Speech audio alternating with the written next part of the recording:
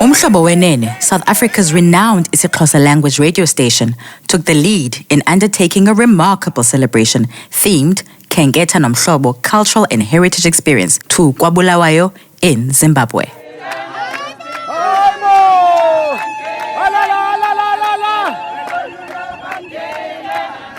This trip is part of celebrating the cultural heritage of AmaXhosa in South Africa and in Zimbabwe.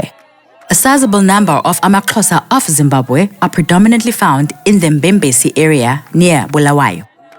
Other Xhosa communities are found in Fort Rickson, Goromonzi, and Kwatemba.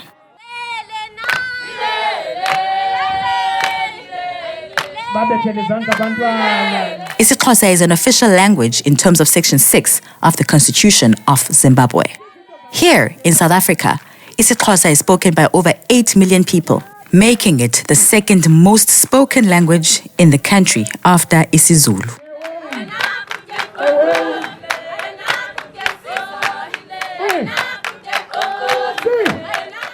This cultural exchange comes as the Xhosa people celebrate 200 years of the written form of isiXhosa and 100 years since the immigration of some of the Xhosa people from the Eastern Cape to other areas in Zimbabwe.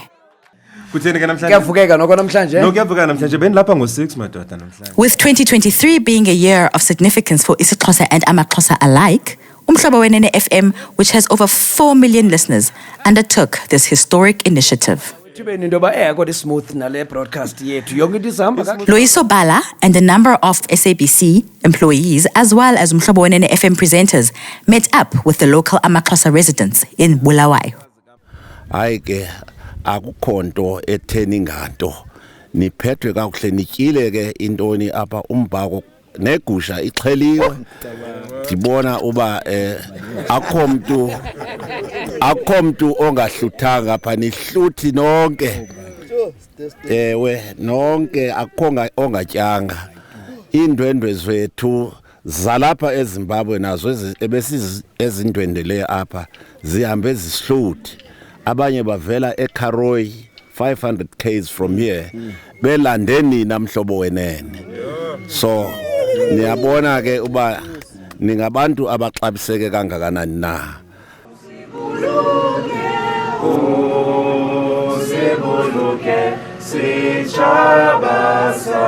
The gathering was a testament to the unifying power of language and culture.